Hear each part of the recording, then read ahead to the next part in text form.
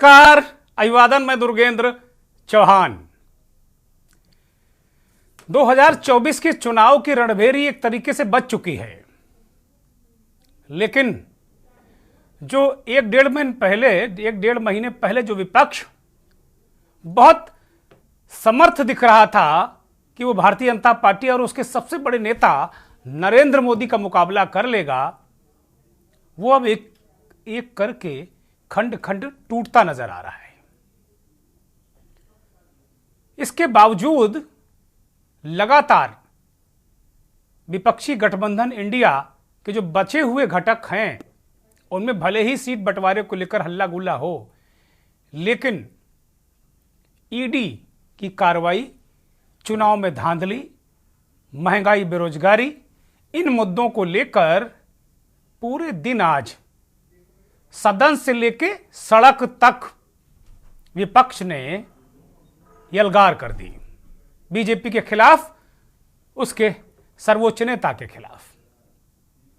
उत्तर प्रदेश की विधानसभा का बजट सत्र आज शुरू हुआ, जिसमें मुख्य विपक्षी दल समाजवादी पार्टी के नेता और नेता प्रतिपक्ष अखिलेश यादव ने सीधा हमला किया बीजेपी पर और कहा कि पीडीए से डरकर बीजेपी अपने तमाम सांसदों का टिकट काटने जा रही है। महंगाई, बेरोजगारी, इन सब मुद्दों को लेकर अखिलेश यादव की पार्टी ने सदन शुरू होने से पहले हंगामा किया, बवाल किया और एक तरीके से माहौल को गर्म कर दिया। तो दूसरी तरफ दिल्ली में बीजेपी और आम आदमी पार्टी के बीच दंगल खूब हुआ। आम आदमी पार्टी ने आज दिल्ली में भारतीय जनता पार्टी के मुख्यालय पर प्रदर्शन का ऐलान किया था। प्रदर्शन से पहले एक रैली में उसके सर्वोच्च नेता अरविंद केजरीवाल, जो दिल्ली के चीफ मिनिस्टर हैं, उन्होंने कहा कि ये वोट चुराने वाली सरकार है, आपका वोट चुरा लेती है। उन्होंने चंडीगढ़ मेयर का हवाला दिया, जो चुनाव हुआ है जिसमें बीजेपी जीत गई और बहुमत होते हुए भी इंडिया गठबंधन और आम आदमी पार्टी और कांग्रेस पार्टी वहां हार गई।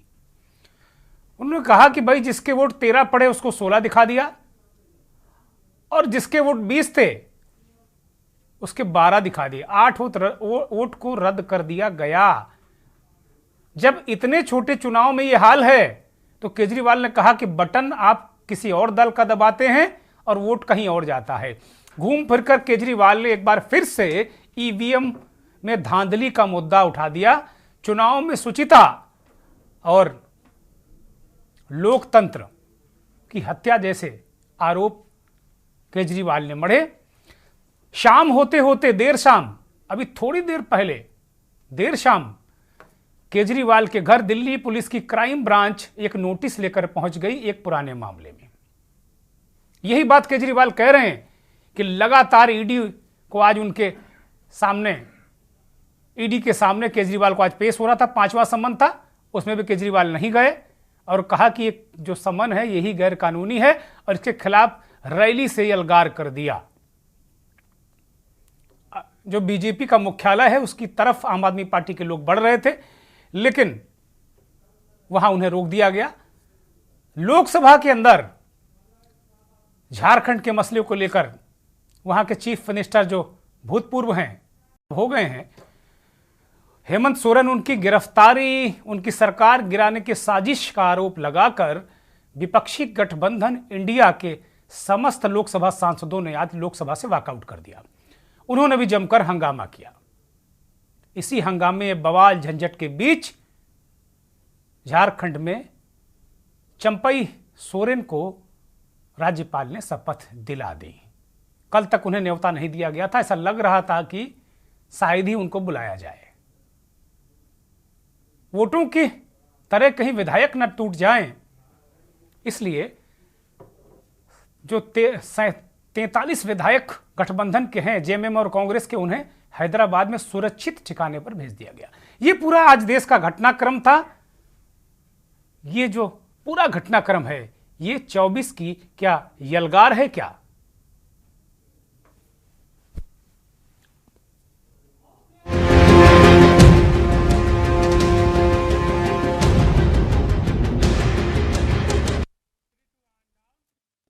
जिस खबर का हम जिक्र कर रहे थे वो आपकी टीवी स्क्रीन पर अरविंद केजरीवाल, दिल्ली के चीफ मिनिस्टर, आम आदमी पार्टी के नेता, संयोजक, उनको दिल्ली क्राइम ब्रांच की एक टीम नोटिस देने पहुंची है। केजरीवाल ने नरेंद्र मोदी और उनकी सरकार पर, भारतीय जनता पार्टी पर बहुत तीखे हमले किए थे दोपहर को, जिस वक्त वो प्रदर्शन में गए थे।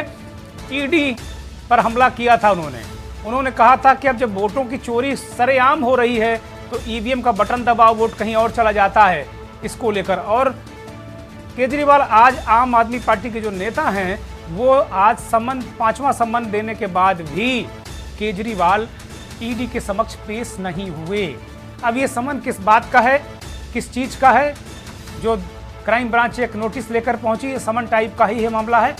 अभी जो खबर आ रही एक मामले में, ये कौन सा मामला है, केजरीवाल को क्यों समन या नोटिस देने टीम पहुंची है, ये एक अलग बात है। लेकिन विपक्षी दल और गठबंधन लगातार इस बात को उठा रहे हैं कि जो नरेंद्र मोदी की सरकार है वो चाहती नहीं कि कोई विपक्षी दल का नेता बाहर रहे, वो बाहर रहकर चुनाव लड़े। वो चाहते हैं कि सारे नेता जेल चले जाएं और वो चुनाव सारे विपक्षी नेताओं के जेल में रहते हो। ये खबर बड़ी महत्वपूर्ण है।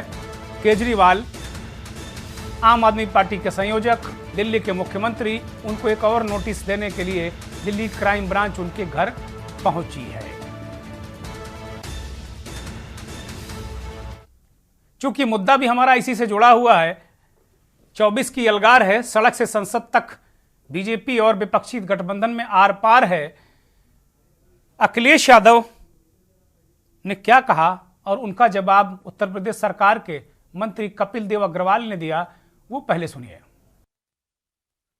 कही गई हैं, ईज ऑफ डूइंग बिजनेस, क्या कर रहे हैं?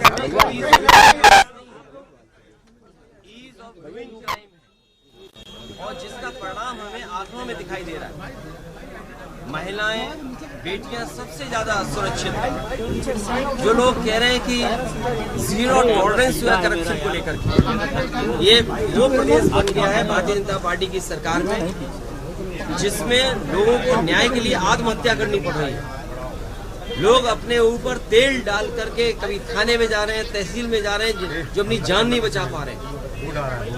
इस सरकार में जीरो टॉलरेंस करप्शन के लिए, जीरो टॉलरेंस जीरो हो गई है कि सांसदों की टिकट कटने जा रही है एक के सिवा। तो जो सरकार 10 साल के कामकाज के बाद अपने सांसदों की टिकट काट रही हो, टिकट कट रही हो उनकी, तो उस पार्टी से क्या उम्मीद करोगे आप? आपकी पार्टी में बनारस नहीं, और विपक्षी पार्टी को एजेंडा ही नहीं है उनके पास। प्रदेश के अंदर इतने काम हो गए, भगवान राम का भव्य मंदिर बन गया, उसके बाद होल्ला काटने के बाद कोई विषय उनके पास नहीं है, बोलने का कोई टॉपिक उनके पास नहीं है। अनावश्यक बातें बोलते हैं। अभी अखिलेश जी का मैंने सुना है कि अखिलेश जी ने कहा है कि सभी सीटें हम बदल लें। अगर कोई सीटें बदलेगा तो नेतृत्व बदलेगा, उसमें अखिलेश जी बात की चिंतित क्यों है? हाँ, ये मैं कह सकता हूँ, जो बदला जाएगा, अगर कोई बदला जाएगा तो जो बनेगा, जिसका टिकट होगा वही चुनाव जीतेगा। हमारा लक्ष्य सभी सीटें जीता है, हम सभी 80 सीटें जीत रहे हैं। उत्तर प्रदेश के उप मुख्यमंत्री ब्रजेश पाठक और समाजवादी पार्टी की सरकार में मंत्री रहे विधायक मनोज पांडे ने एक दूसरे पर आरोप प्रत्यारोप लगाए, वो सुनिए। देखिए, हम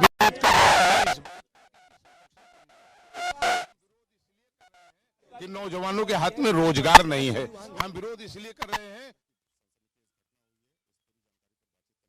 वंचितों का शोषण हो रहा है। हम विरोध इसलिए कर रहे हैं कि मजदूरों के पेट में रोटी नहीं है। हम विरोध इसलिए कर रहे हैं कि आज गरीबों को थाने और तहसील में न्याय नहीं मिल रहा। इन मुद्दों को लेकर के हम विरोध कर रहे हैं। अगर बात की जाए जो राज्यपाल का भाषण से कार्यक्रम छोड़कर राज्यपाल का भाषण में भी आपका विरोध प्रदर्शन, देखिए, समाजवादी पार्टी किसी झूठ को बर्दाश्त नहीं करेगी, झूठ को सुनेगी नहीं। राज्यपाल महोदया ने प्रदेश के चतुर्मुखी विकास के बारे में, सर्वांगीण विकास के बारे में, महिलाओं के बारे में, किसानों के बारे में, नौजवानों के बारे में, गरीबों के बारे में जो सरकार ने कार्य किए हैं, उत्कृष्ट कार्यों के बारे में विस्तृत लेखा जोखा प्रस्तुत किया है।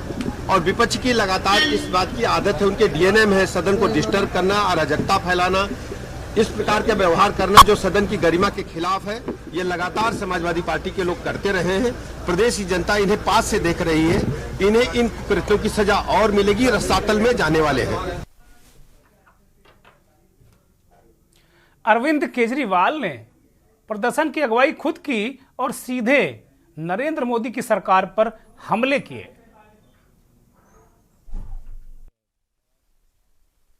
आपके माध्यम से अपने कार्यकर्ता को यह बताना चाहता हूं कि यदि मैं सांसद हूं, यदि मैं भारतीय जनता पार्टी का कार्यकर्ता हूं, यदि ये लोग मेरी हत्या नहीं करवा देता है तो ये सोरेन परिवार का वजूद मैं यहाँ दुमका नहीं पूरे झारखंड से समाप्त कर दूंगा। उन लोगों को जेल जाना चाहिए।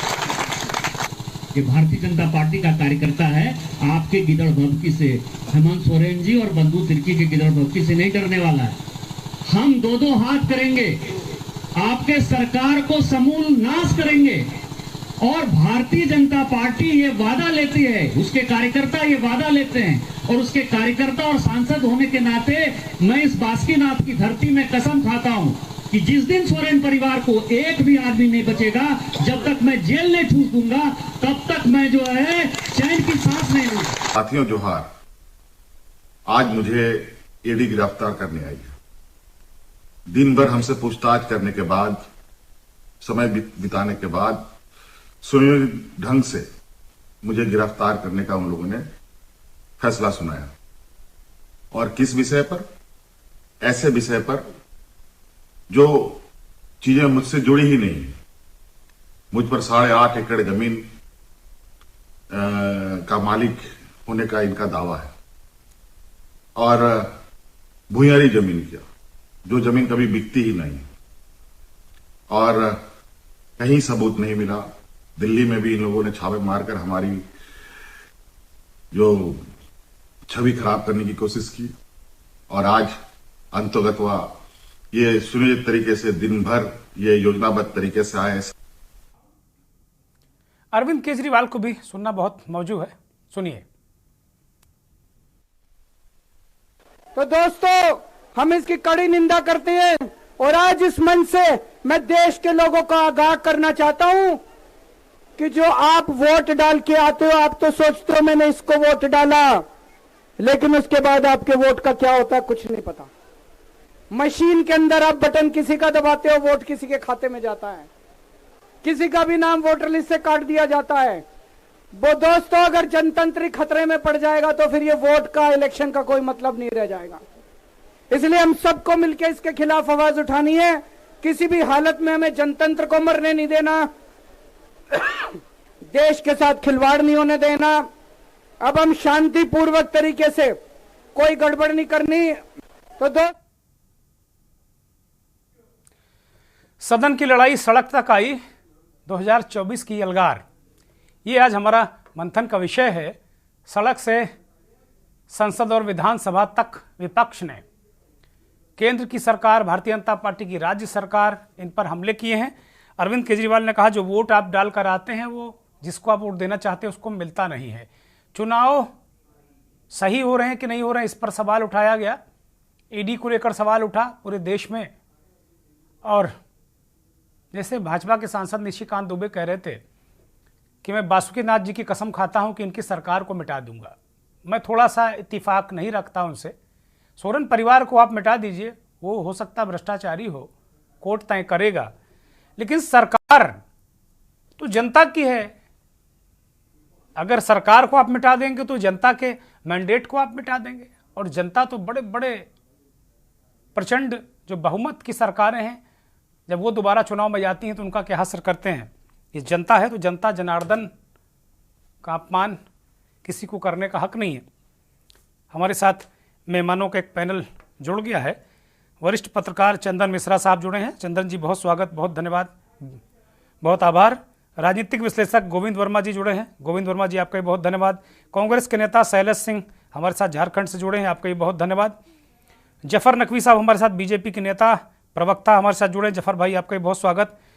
जेएमएम के प्रवक्ता फयाज खान साहब जुड़े हैं, उनका भी बहुत स्वागत। और समाजवादी पार्टी के नेता प्रवक्ता कपीस श्रीवास्तव जी हमारे साथ जुड़े हैं। कपीस जी आपका भी बहुत स्वागत, बहुत धन्यवाद, बहुत आभार आपका कपीस जी कुछ बदले बदले नजर आ रहे हैं, मुझे पहचानने में थोड़ी सी दिक्कत हो रही है। आज कुछ लग रहा मॉडर्न लुक लेकर आज आए हैं बिल्कुल स्क्रीन में कपीस भाई, बहुत सुंदर बेहतरीन लुक। चर्चा की शुरुआत कपीस श्रीवास्तव से ही मैं करता हूं। कपीस जी आपके पास आ रहा हूं। ये आप जैसा अभी उत्तर प्रदेश के विधानसभा में ओवरऑल अगर आप पूरे दिन का अगर सीन देखें तो यूपी से लेकर दिल्ली से लेकर झारखंड तक आज पूरे जो विपक्ष है वो हल्ला गुल्ला हंगामा करता रहा। संसद में भी इंडिया वाले गठबंधन ने वॉकआउट किया कि झारखंड में आरोप लगाया कि वो सरकार गिराने की कोशिश है, ईडी परेशान कर रही है। यहां भी आप लोगों ने विधानसभा शुरू होने से पहले हंगामा बवाल किया। बीजेपी के नेता ब्रजेश पाठक और सब जो पूरा विपक्षी जो सत्ता पक्ष है वो कह रहा है कि भाई ये आप लोगों का एक तरीके से हर सत्र के पहले का ये कार्यक्रम बन गया है कि आप लोग पहले से तय कर देते हो अगले सत्र में आप क्या करोगे। मतलब ये प्रायोजित कार्यक्रम है। ये आप प्रायोजित कार्यक्रम करे बिना मान नहीं सकते हो, चाहे सरकार जितना अच्छा काम करे। कम से कम सरकार कुछ ना कुछ तो अच्छा करती होगी ना कपीस जी। उनके दृष्टिकोण में तो सरकार बहुत अच्छा काम कर रही है, लेकिन जनता के दृष्टिकोण में और विपक्ष के दृष्टिकोण में नगण्य है इनके काम। हम लोग हमेशा एक टूल के रूप में इसका यूज करते हैं, क्योंकि हमें तो कहीं बोलने ही नहीं दिया जाता। जितने विधेयक पास होते हैं, चाहे वो विधानसभा के अंदर या संसद के अंदर, आप उठा करके देख लीजिए कि क्या स्थिति है। बिना डिस्कशन के ही सब पास कर देते हैं। तो ये तो सबको मालूम है कि एक तानाशाही पूर्वक सरकार चल रही है।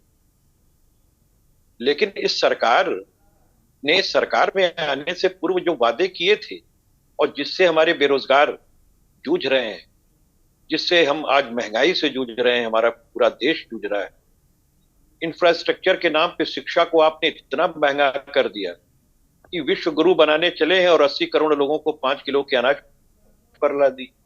तो जब ये सब आईना आप दिखाते हैं और पूछते हैं कि भैया विधानसभा सत्र तो सब अपनी जगह है, ये बताओ कि बेरोजगारी के अंदर आपने वायदा किया था उत्तर प्रदेश में कि आप 5 लाख नौकरियां प्रतिवर्ष देंगे और 70 लाख रोजगार का नया सृजन करेंगे। तो उस हिसाब से तो आप सोच लीजिए 7 साल से ऊपर की सरकार हो चुकी, कितनी नौकरियां हैं। तो बात इस चीज की है, जब सरकार को आईना दिखाई तो उन्हें दिक्कत। देखिए, विपक्ष का काम सकारात्मक रूप से तभी हो सकता है जब आप वाकई विपक्ष को भी सुनने के लिए तैयार हो। आप जब सत्र जो है वो बहुत छोटा सा सिमेट करके ले आते हैं, अब तो कोई कोरोना काल भी नहीं चल रहा, तय जितने सत्र के दिन हैं उनका 1/4 भारतीय जनता पार्टी ना संसद में चला रही है ना विधानसभाओं में चला रही है। ये किस तरीके की तानाशाही? किसी पर बिना डिस्कशन के आप उन विधेयक को, क्योंकि आप इतने बहुमत में हैं कि पार कर लेते, तो क्या इसका मतलब है कि विपक्ष का कोई मतलब नहीं है? तो हम टूल के रूप में जनता के सामने अपना प्रदर्शन करते हैं, अपनी चीजें दर्ज कराते हैं कि जनता के जो मांगे विपक्ष उठा रहा है उस पर सरकार क्या कर रही है, वो आते वाले समय पे वो विधानसभा के पटल पे रखे। हम तो चाहते हैं कि महंगाई और बेरोजगारी पे श्वेत पत्र उत्तर प्रदेश की सरकार जारी करे।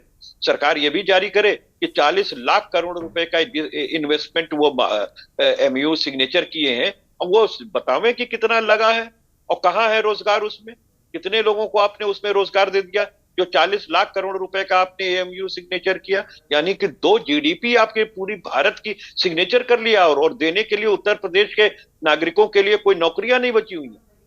तो ये सारी बड़ी चीजें हैं जिनको विपक्ष एक टूल के रूप में लेता है। अगर आप हमें संसद के अंदर नहीं बोलने दोगे, विधानसभा में नहीं बोलने दोगे, तो हम सड़क पर बोलेंगे। वो बोलने का काम करते हैं। ठीक है, ठीक है। मैं जफर नकवी की तरफ रुख करूंगा। जफर भाई, वो कह रहे हैं कि भाई चुनाव आप निष्पक्ष होने नहीं दोगे। अरविंद केजरीवाल कह रहे हैं कि भैया वोट जब सरेआम लूट ले रहे हैं, चंडीगढ़ मेयर का उदाहरण दिया कि भाई सरेआम आपने अपना आदमी पीठासीन अधिकारी नियुक्त कर दिया, उसने लूट लिया, बोलोगे तो ईडी से धमकाएंगे। और अरविंद केजरीवाल ने नए सिरे से ईवीएम पर सवाल उठाया कि भाई वोट आप जिसको देना चाहते हो उंगली दबाओगे तो वह उसको मिलेगा नहीं।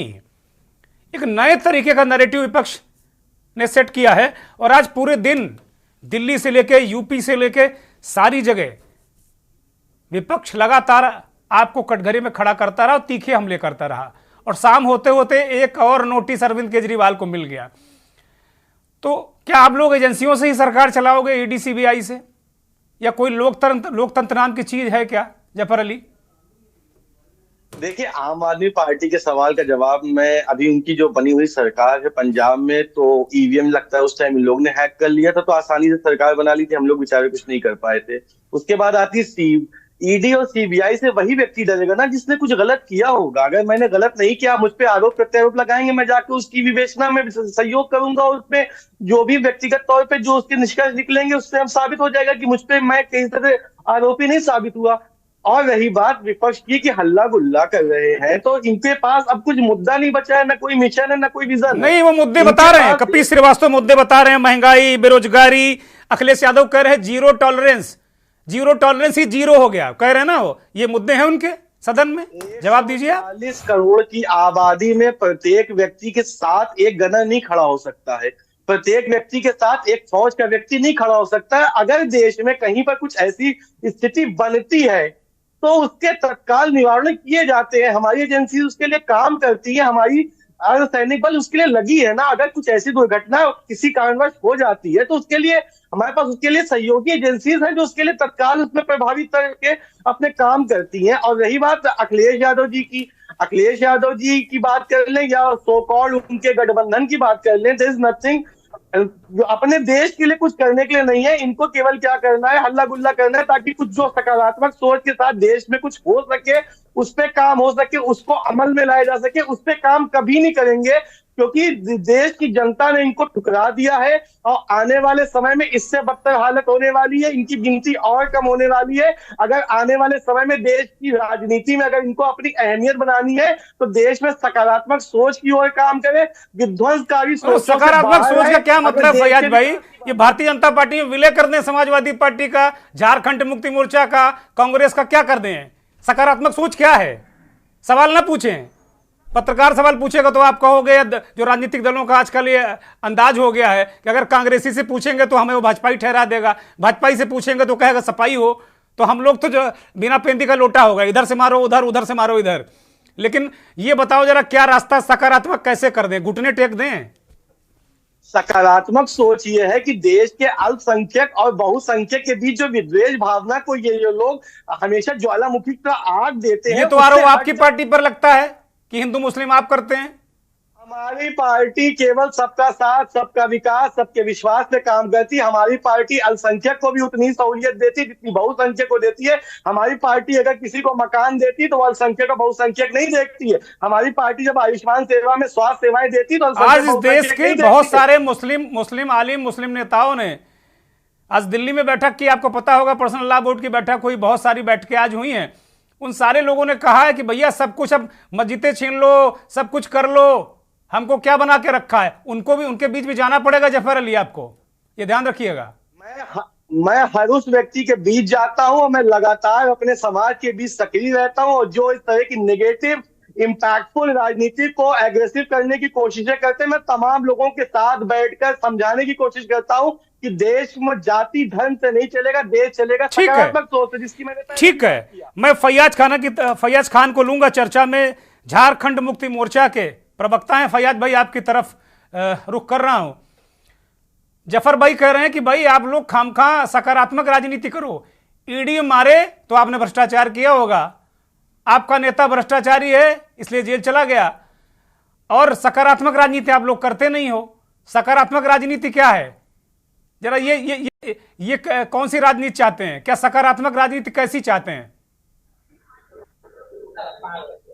देखिए, ऐसा है जी कि झारखंड मुक्ति मोर्चा जो है आंदोलन की पैदावार है, और झारखंड मुक्ति मोर्चा ने माननीय दिशम गुरु शिबू सोरेन जी के नेतृत्व में आंदोलन खड़ा किया और अलग राज्य का सपना को पूरा किया।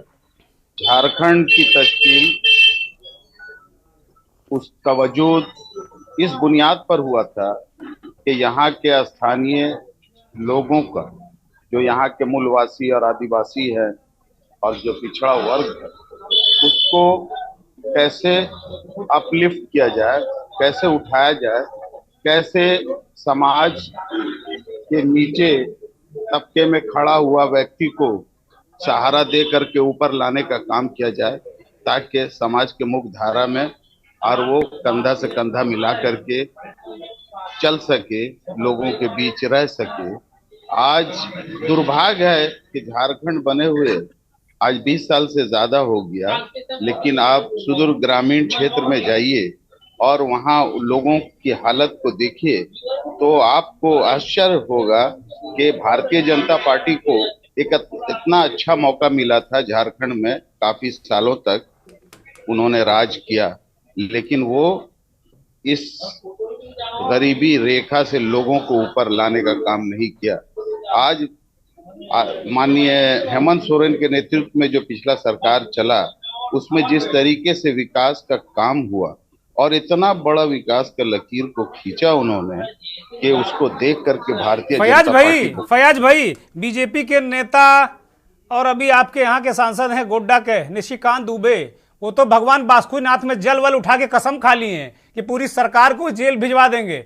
और ये सारे लोग जो हैं सोरेन परिवार कह रहे हैं पूरा आदिवासियों, वनवासियों, शोषितों, दलितों, पीड़ितों का उत्थान नहीं किया, सबसे पहले इन्होंने अपना ही उत्थान कर लिया। बीजेपी तो ये आरोप लगा रही और आप कह रहे हो कि हमने बड़ा उत्थान किया और बीजेपी ने नहीं किया।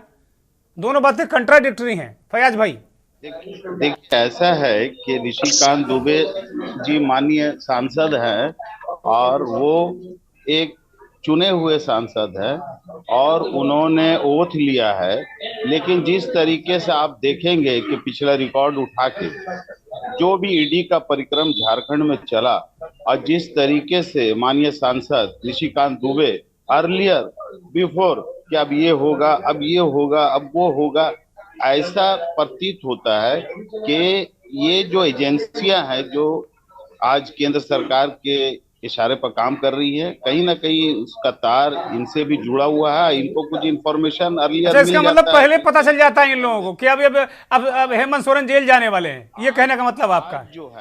आज जो है बहुत दुर्भाग्य की बात है कि जो सरकारी एजेंसियां हैं वो स्वतंत्र काम नहीं कर रही है। ये बहुत बड़ा दुर्भाग्य है सरकार का। ठीक है, यही सवाल है, यही विपक्ष यही सवाल उठा रहा है, पूरा विपक्ष यही सवाल उठा रहा है कि सरकारी एजेंसियों का दुरुपयोग हो रहा है, ईडी हो, सीबीआई हो, और अब तो चुनाव आयोग पर भी उंगली एक तरफ से उठने लगी है।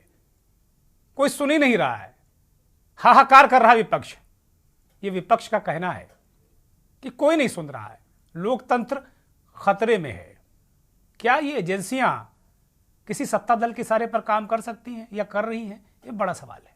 ब्रेक से लौट आए हैं और बड़ा सवाल यही है कि विपक्ष ने आज संसद, विधानसभा से लेकर सड़क तक हंगामा किया, प्रदर्शन किया, यलगार की, और एक सुर में पूरे विपक्ष ने इस बात को कहा कि चुनाव निष्पक्ष नहीं हो रहे हैं, एजेंसियों का दुरुपयोग हो रहा है। लेकिन एक दूसरा पहलू भी है, एजेंसियां जो काम कर रही हैं वो क्या सरासर गलत है, सरासर कुछ है ही नहीं है, लत्ते का सांप बना रही हैं? ये भी मन में कहीं सवाल आता है। अगर ऐसा होता तो इतनी महत्वपूर्ण, इतनी रेपुटेड एजेंसियां ऐसा तो कर नहीं सकती। ये भी एक सवाल है। हमारे साथ कांग्रेस के नेता शैलेश सिंह जुड़े हुए हैं। शैलेश सिंह, लगातार आपकी पार्टी अन्य जो लोग हैं, आज सदन में, लोकसभा में भी हंगामा किया कांग्रेस पार्टी ने, पूरा विपक्षी गठबंधन है वो बाहर निकल कर आ गया कि भाई जेएमएम के साथ अत्याचार हो रहा। भाई आप लोग कार्रवाई करने दोगे देश में भ्रष्टाचारियों के खिलाफ कि नहीं? प्रधानमंत्री कह रहे हैं मोदी की गारंटी है, तो क्या विपक्ष ये कह रहा है कि सारे भ्रष्टाचारियों की गारंटी क्या इंडिया वाला गठबंधन ले चुका है क्या? मतलब मोदी जी अगर भ्रष्टाचार मिटाएंगे तो भ्रष्टाचार फैलाने की गारंटी आप लोग और आपका गठबंधन लेगा क्या? हर भ्रष्टाचारी को प्रोटेक्ट करने लगते हो आप, बीजेपी ऐसा कह रही। देखिए, आज का विगत हफ्ते में जो झारखंड में जो घटनाक्रम हुई है उसमें ईडी दोपहर में आते हैं, शाम तक पूछताछ होती है और पूछताछ के बाद उन्हें तब कहा जाता है, जब रात हो जाती है तब कहा जाता है कि गिरफ्तार हो रहे हैं। वो भी उस मामले में जिसमें डायरेक्टली हेमंत सोरेन का नाम नहीं है, उस जमीन का जिसमें कि हेमंत सोरेन का उस जमीन पर कहीं पट्टा नहीं है, कहीं नाम नहीं है, कुछ नहीं है। तो आप इस बात का सबूत भी पेश नहीं कर रहे हैं कि जिस केस में आप हेमंत सोरेन जी को अरेस्ट कर रहे हैं उसमें उनका नाम कहां से आया, उस दस्तावेज को आप पेश नहीं कर रहे हैं। आप एजेंसी का दुरुपयोग करके, भाई हमने चोरी का फंसा दिया इल्जाम, अब आप उसको कोर्ट में सलटते रहिए कि किस तरह से आप पक्ष है। तो आज तो मामला यहां निपटा हुआ है कि एजेंसी का किस तरह से दुरुपयोग करना है, यह खुला दुरुपयोग हो रहा है। और वो दुरुपयोग किसके साथ में हो रहा है? तो जितनी विपक्षी पार्टियां हैं, चाहे वो आप पार्टी हो, आज केजरीवाल जी भी बार बार नोटिस भेज रहे हैं कि भाई आप हमें जिस मामले में बता रहे हैं उस मामले में आप बताओ तो मैं कहां दोषी हूं। तो वो जवाब नहीं मिल रहा है। आज हेमंत सोरेन जी को जवाब नहीं मिल रहा है कि भाई मैं जिस मामले में, आप जमीन के मामले में मुझे कल्प्रिट बना रहे हैं, दोषी करार दे रहे हैं, उस जमीन में दूर दूर तक मेरा कहीं नाता नहीं है। तो आप किस मामले में कल्प्रिट बना रहे हो, इसका जवाब तो दो। और आप पूछताछ के नाम पर आ जाते हैं और सामने जवाब देते नहीं हैं, और रात को आप कहते हैं कि हम आपको अरेस्ट कर रहे हैं। तो आखिर विपक्ष है खड़ा कहां है? सत्ता पक्ष की एजेंसियों का दुरुपयोग कर रहे हैं, और ये हिटलर शाही चल रहा है कि आज हम आपको सामने इलेक्शन में जाने नहीं देंगे, बंद कर देंगे, इलेक्शन खत्म हो जाएगा, आप अपना सुप्रीम कोर्ट में, हाई कोर्ट में जस्टिफिकेशन लेते रहिए, सबूत पेश करते रहिए कि हम निर्दोष हैं। हमने शैलेश सिंह एक छोटा सा इस जगह प्रश्न भी बनता है, और बीजेपी बार बार जब आप इससे सवाल पूछेंगे कि भाई आप दुरुपयोग कर रहे हैं, तो वो कहते हैं कोर्ट खुले हुए, जाओ भाई, अगर हम गलत कर रहे हैं तो इस देश में न्याय व्यवस्था कोई है, और न्याय व्यवस्था आपको रिलैक्सेशन नहीं दे रही। हेमंत सोरेन सुप्रीम कोर्ट गए, रिजेक्ट, सुनवाई नहीं। मनीष सिसोदिया की जमानत नहीं। संजय सिंह ने जो मांग की कि हमें भाई सदन में आने दिया जाए, नहीं। तो कहीं ना कहीं तो फिर सवाल उठता है इस देश की पब्लिक को, परसेप्शन तो बनता है कि गड़बड़ है कुछ। प्रशासन तो यह भी बन रहा है कि आज देश में जितनी भी एजेंसियां हैं, मैं किसी व्यक्तिगत एजेंसी या किसी एजेंसी का नाम नहीं लेना चाहूंगा, परंतु आज देश में न्यायिक व्यवस्था हो या जितनी भी एजेंसियां हो, उन सब पे केंद्र सरकार का जोर चल रहा है। और इस व्यवस्था में देश में हिटलरशाही चल रही है, और इसी हिटलरशाही का परिणाम आज देखने को मिल रहा है कि यदि आप सत्ता पक्ष के साथ नहीं खड़े हो रहे हो, तो आप अगर सीधे से मानते हो तो ठीक है, नहीं तो आपको उठा करके जेल में बंद कर दिया जाएगा। तो आप लोग एक रास्ता ये भी है कि आप लोग सारे दल मिलकर एक बार चले जाइए चुनाव आयोग, राष्ट्रपति को, और कहिए भाई मैं चुनाव नहीं लड़ूंगा, आप ही लोग लड़ लो यार, आप ही सरकार बना लो, आप ही प्रधानमंत्री बन जाओ, आप ही मंत्री बन जाओ, हमें माफ करो यार, हम ऐसे नहीं लड़ पाएंगे। ये क्यों नहीं करते हो आप लोग? देखिए, तब तो फिर तो इनको वाकोबर मिल जाएगा। अगर बीजेपी तो चाह ही रही है कि आज हम लोग जितने भी विपक्षी दल हैं उसको वाकोबर दे दे, और वो चाह रही है, निर्लजता की पराकाष्ठा हो गई है। आपने ये निर्लजता की पराकाष्ठा देखा चंडीगढ़ में कि किस तरह से पीठासीन पदाधिकारी रिजेक्ट करते हुए, और वोट में बहुमत होने के बावजूद रिजेक्ट कर दिया है। ये निर्लजता की पराकाष्ठा है। देश आज किस ओर जा रहा है ये समझ नहीं आ रहा है कि अंग्रेजों का शासन भी इतना खराब नहीं था। ठीक है शैलेश सिंह, मैं लौटूंगा जफर भाई से एक छोटा सा 5 सेकंड का, फिर मैं चंदन जी के पास जाऊंगा। जफर भाई रिएक्ट करिए इसमें 5 सेकंड। देखिए, यदि अभी आपने बात किया कि ऐसे ये हो गया वो हो गया, भाई साहब ये बताइए क्या लोगों के मत रिजेक्ट नहीं होते क्या टेक्निकल फॉल्ट्स नहीं आती? अगर कहीं हार गए तो टेक्निकल फॉल्ट को अगर शो किया जाएगा पीठासीन अधिकारी के द्वारा तो वहां पे भी आपको दिक्कत। अगर देश में जो लोग करप्ट हैं उनके ऊपर ईडी सीबीआई आएगी तो वहां पे हम जो है एजेंसी से गलत इस्तेमाल कर रहे हैं। देखिए, अगर देश को वास्तविक तौर पे आगे बढ़ना है तो मैं जिस पार्टी पे विश्वास रखता हूं वो है भारतीय जनता पार्टी। और भारतीय जनता पार्टी वास्तविक तौर पे सबका साथ और सबके विकास की पृष्ठभूमि पे काम कर रही है। और आने वाले समय में भी जो जनता ने जिस नरेंद्र मोदी के कुशल नेतृत्व को स्वीकारा है, यकीनन जनता को उस पर विश्वास है, इसलिए उनको स्वीकारा है। और हम जीत भी इसलिए रहे क्योंकि जनता ने हमको स्वीकारा है, हमारी नीतियों को स्वीकारा है। विपक्ष अब सत्ता में नहीं है तो उसको मुद्दे चाहिए, तो जाहिर सी बात है उनका अपना पक्ष है, वो अपने मुद्दे उठाते रहे, लेकिन जनता का फैसला ही अंतिम फैसला होगा, चाहे वो चुनाव आने वाला चुनाव हो या उसके बाद भी आने वाला चुनाव हो। ठीक है जफर भाई, आपकी बात आ गई। मैं चंदन जी की तरफ रुख करूंगा। चंदन जी, ये एक अजीब टाइप का माहौल बना है इस देश में, और बार बार आप भी मेरे साथ कई बार डिबेट में पहले भी रह चुके हैं, आज फिर हैं। ये बार बार घूम फिर कर यही आता है कि भाई ये एजेंसियों का दुरुपयोग करते हैं, ये चुनाव नहीं होने दे रहे हैं, ये लोकतंत्र को खतरे में डाले हुए हैं। ये अगर कोई दल का व्यक्ति बोलता है तो वो चाहे तो ईडी पकड़ लेती है, सीबीआई पकड़ लेती है, सरकार गिरा देते हैं उसकी। ये चल क्या रहा देश में चंदन जी? दरअसल ये विपक्ष का अपना धर्म है विरोध करना। उन्होंने विरोध किया। मैं कहूंगा तो कांग्रेस के जो प्रवक्ता बैठे हुए हैं उन्हें तकलीफ लगेगी। उन्होंने जो हेमंत सोरेन के बारे में बता दिया है कि उनके पास कोई एविडेंस नहीं है ईडी के पास, और हेमंत सोरेन का जिस जमीन को लेकर ईडी ने कार्रवाई की है उनका दूर दूर से नाता नहीं है। आप सच्चाई जान लें पहले। हम लोग यही रांची में देख रहे हैं कि उस जमीन पे हेमंत सोरेन हेमंत सोरेन के परिवार के कई लोगों के नाम से जमीन खरीदी गई है।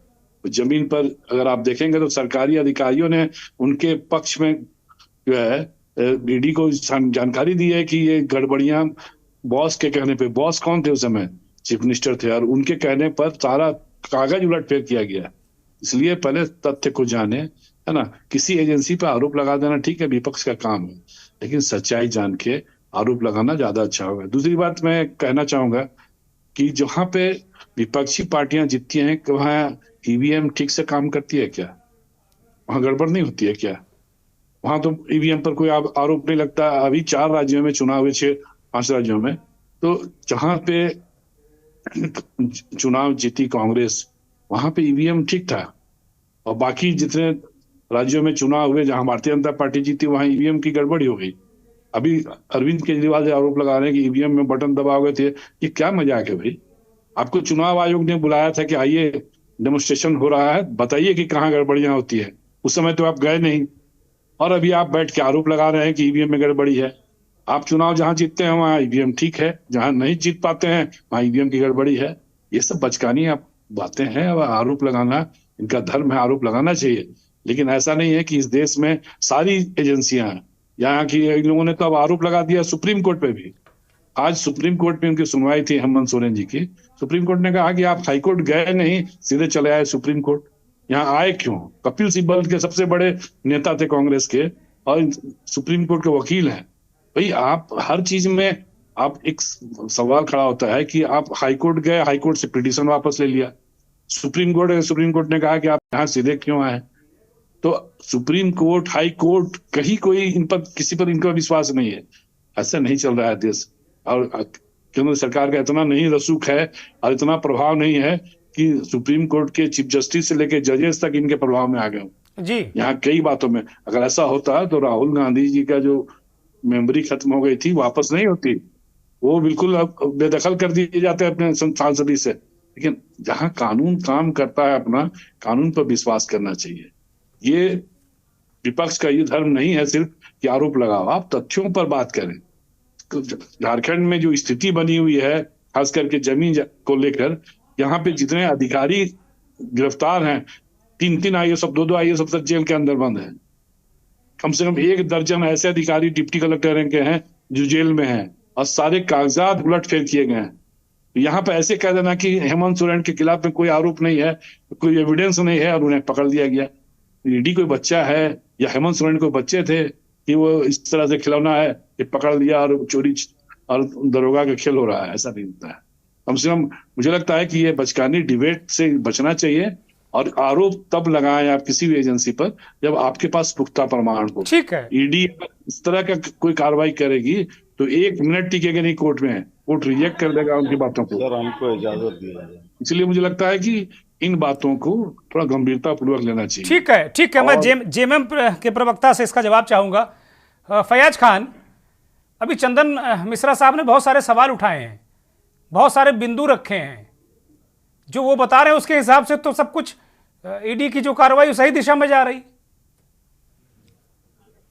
सर ऐसा है कि बचपन से देखते आए थे कि जमीन का मामला जो है वो सिविल मैटर होता है, एसडीओ कोर्ट में, एलआरडीसी और एसडीओ कोर्ट में चलता है।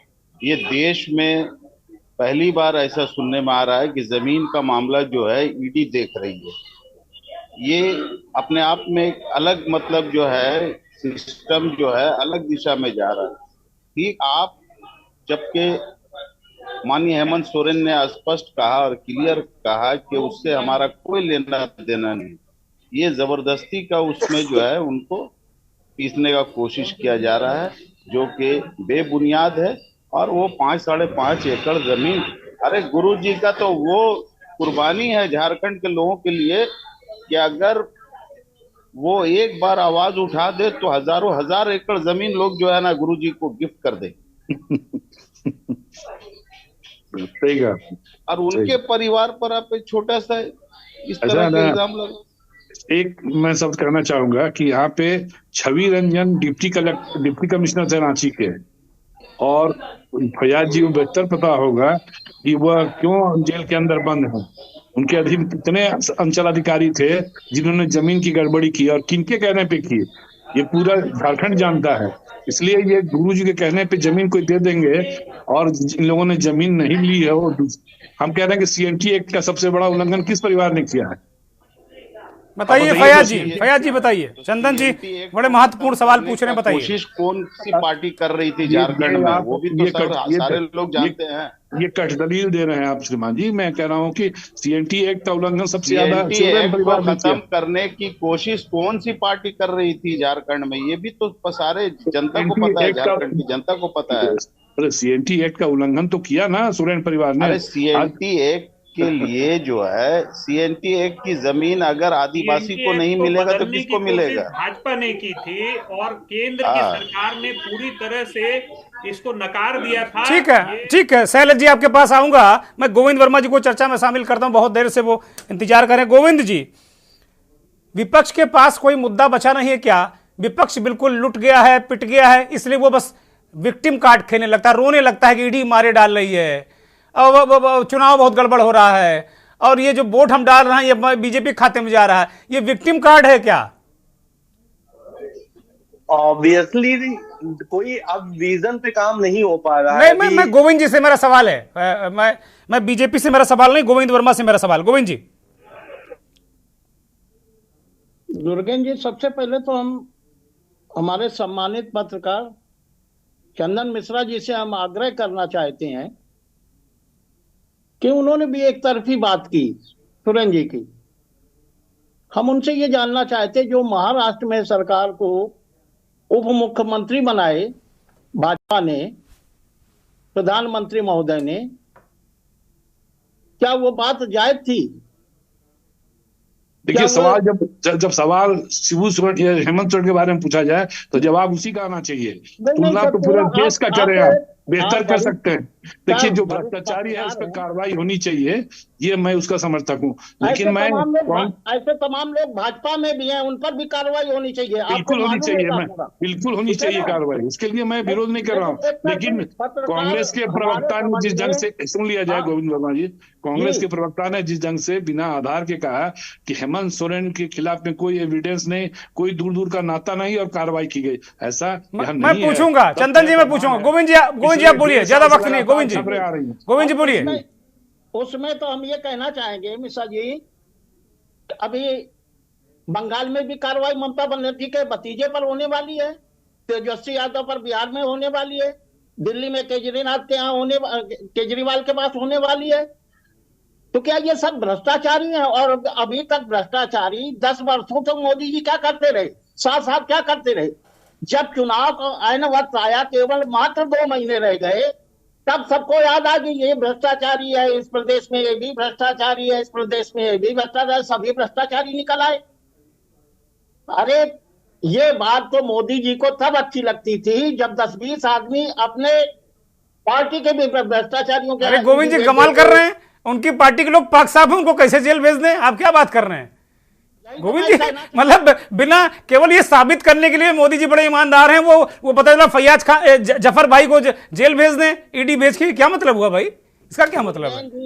ये सीधे गुंडागर्दी और इसके अलावा कुछ नहीं हम कहेंगे। गुंडागर्दी कर रहे हैं, अपना भय दिखा रहे हैं, अपना सत्ता का जो है ताकत दिखा रहे हैं कि हम ये कर सकते हैं, हम आपको जेल में डाल सकते हैं।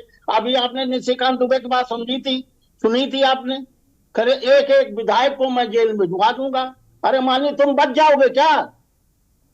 अरे आज आप सत्ता में हैं, कल तुम भी चले जाओगे जेल।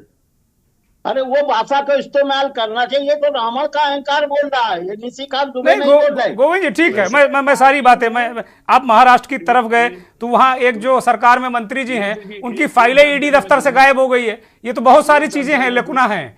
लेकिन क्या विपक्ष क्या रो ज्यादा रहा है क्या? मैं एक जानकारी जोड़ना चाहूंगा अभी। एक बहुत ताजा तरीन घटना है और फैयाज साहब जानते होंगे क्योंकि जामुओं के वो प्रवक्ता है। अभी एक मामला चल रहा है लोकपाल में माननीय शिबू सोरेन जी के खिलाफ में। ये मामला दिल्ली हाईकोर्ट के आदेश पे हुआ है। ये पहले लोकपाल में गया मामला। 81 ऐसी प्रॉपर्टी हैं जिनके बारे में पूरे सोरेन परिवार ने न तो जानकारी दी है इनकम टैक्स को और न ही चुनाव आयोग को उन्होंने शपथ पत्र में डाला है, इनके जितने विधायक और सांसद हैं। और 81 ऐसे प्रॉपर्टी के बारे में जब मामला सीबीआई के पास गया तो इन्होंने अपील की हाईकोर्ट में। हाईकोर्ट ने खारिज कर दिया अपील को। उसके बाद कहा कि ये मामला जांच में चलेगा और लोकपाल को कहा कि गो अहेड। तो वो मामला सीबीआई जांच कर रही है। हम कह रहे हैं कि ये चीजें कहां से आती हैं? आखिर कोर्ट कचहरी है कि नहीं है यहाँ पे इस देश में?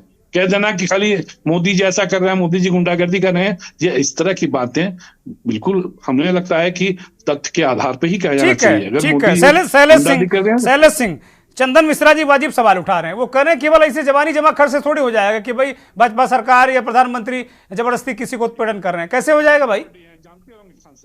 अच्छी तरह पता है उनको। ये उसमें शिबू सोरेन जी के पूरे परिवार के लोगों का नाम है।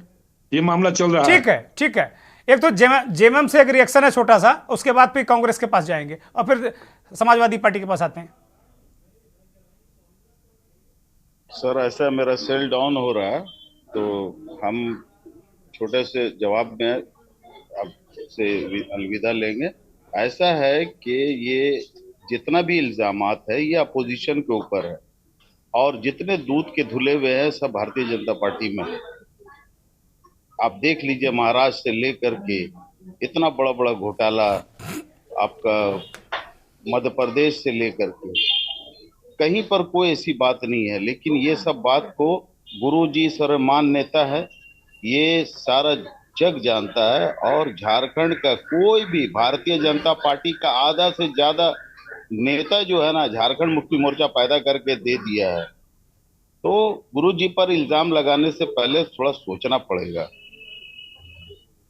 ठीक है, इस तरह का ठीक है। आपकी बात आ गई। मैं शैलेश सिंह के पास जाऊंगा। शैलेश सिंह, चंदन मिश्रा साहब बहुत पूरे ओवरऑल खाली झारखंड पे हम केंद्रित नहीं रहते। वो कह रहे हैं पूरा आप लोग गैर जिम्मेदाराना बात करते हैं, विक्टिम कार्ड खेलते हैं।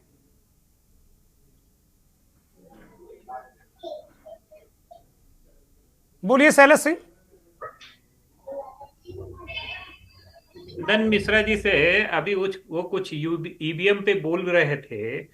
मैं थोड़ा सा खाली इतना ही बताना चाहूंगा कि जब भी ईवीएम में गड़बड़ी पता चलता है तो वो वही ईवीएम क्यों खराब होता है जो कोई भी बटन दबाने से कमल का ही बटन दबता है और कमल का ही बल्ब उसमें जलता है।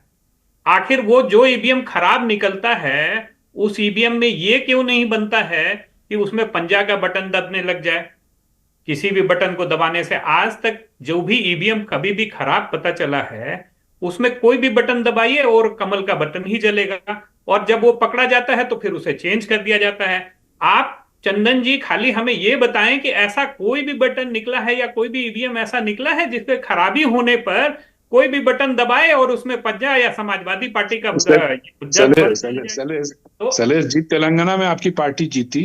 नहीं, वहां पे तेलंगाना में देखिए जब कोई खेल करता है लोकतंत्र में तो वो पूरा अपने आप को समेट करके नहीं ले जाता है। वो यही दिक्कत है, यही समस्या देने के लायक रहता। ठीक है। मैं अब चूंकि ज्यादा वक्त नहीं, कपीस श्रीवास्तव को मैं पुनः चर्चा में ले रहा हूं। काफी देर से भी इंतजार करें। कपीस भाई, अब जो स्थितियां परिस्थितियां हैं विपक्ष के सामने क्या विकल्प क्या बचे हैं? क्या क्या विकल्प बचे हैं? कैसे वो लड़ेगा?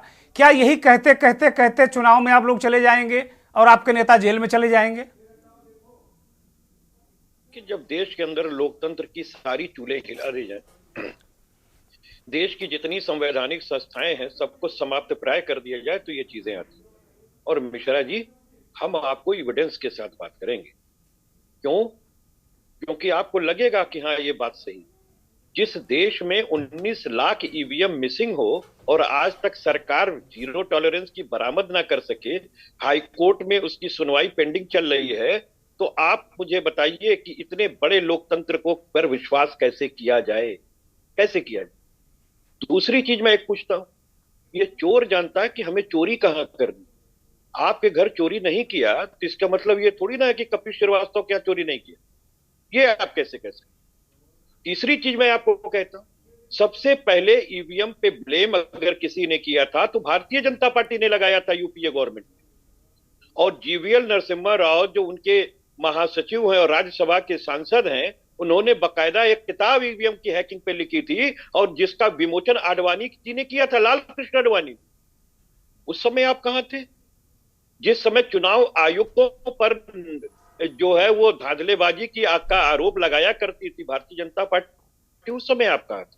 और मैं ये भी पूछना चाहता हूं कि जब देश के सुप्रीम कोर्ट के मुख्य न्यायमूर्ति ने यह कहा कि इलेक्शन कमीशन की नियुक्ति यस मैन की तरह 8 घंटे में नहीं हो सकती है, और उन्होंने साथ में कहा अगर अब कोई नियुक्ति होती है तो उसमें पारदर्शिता बरती जाए और उसमें मुख्य न्यायमूर्ति शामिल होंगे, प्रधानमंत्री शामिल होंगे और नेता प्रतिपक्ष शामिल होंगे, तो आखिर भारतीय जनता पार्टी की सरकार को सुप्रीम कोर्ट के मुख्य न्यायमूर्ति पर भरोसा नहीं था? उन्होंने उनके प्रोसीजर को चेंज करके और बकायदा एक अध्यादेश लाए और बाद में उसे कानून बना दिए। क्यों? अगर मुख्य न्यायमूर्ति उसके सिलेक्शन में आ जाता तो देश में आग लग जाती क्या भारतीय जनता पार्टी में? क्यों केंद्रीय मंत्री एक रहेगा प्रधानमंत्री के साथ, ताकि 2-1 से हमेशा यशमैन की नियुक्ति होती रहे? लोकतंत्र पे इतना बड़ा खतरा मंडरा रहा है और मिश्रा जी आपको हास्य सूझ रहा है। क्षमा कीजिएगा, मैं कह रहा हूं कि ईवीएम के बारे में आपने बात की, जितनी ईवीएम से अभी तक अभी 1 मिनट, सभी आपकी बातों का मैं जवाब दे दूं, 1 मिनट लूंगा मैं। ईवीएम के पूरे बहुत संक्षिप्त में मिश्रा जी और कपिश जी, अब मेरे पास वक्त नहीं है, बहुत संक्षिप्त में कपिश जी मिश्रा जी को थोड़ा सा वक्त दीजिए। मिश्रा जी केवल 20 सेकंड प्लीज, बोलिए मिश्रा जी। मैं कह रहा हूं कि जैसा कपिल जी ने कहा कि ईवीएम में भाजपा ने आरोप लगाया, भाजपा विरोध में ठीक आरोप लगाएगी, आप विरोध में आरोप लगाइए, लेकिन सवाल यह है कि ईवीएम से चुनाव हो रहे हैं कि नहीं, और उन राज्यों में चुनाव जहां कांग्रेस जीती वहां ईवीएम ठीक है, जहां भारतीय जनता पार्टी जीत रही वो भी ईवीएम गड़बड़ है। मैं तो बार बार कह रहा हूं ये चोर जानेगा कि उसे चोरी कहां करना। नहीं, ये चोरी नहीं हुआ। ठीक है, आप दोनों को माफी के साथ में रोक रहा हूं। 20 सेकंड गोविंद वर्मा जी, विपक्ष कहां खड़ा है? गोविंद वर्मा जी, इस कार्यक्रम का जो अंतिम टिप्पणी है वो आपकी है। गोविंद वर्मा जी, विपक्ष कहां खड़ा है? इतनी ताकतवर भारतीय जनता पार्टी के सामने विपक्ष कहां खड़ा है? विपक्ष जो है सत्ता पक्ष से बराबर संघर्ष के मूड में है और संघर्ष कर रहा है। राहुल जी भी संघर्ष कर रहे हैं, उत्तर प्रदेश में अखिलेश यादव भी संघर्ष कर रहे हैं, पश्चिम बंगाल में ममता भी संघर्ष कर रहे हैं, दिल्ली में केजरीवाल, पंजाब में केजरीवाल कर रहे हैं, तो जितने और कर्नाटक वगैरह में सभी लोग संघर्ष कर रहे हैं।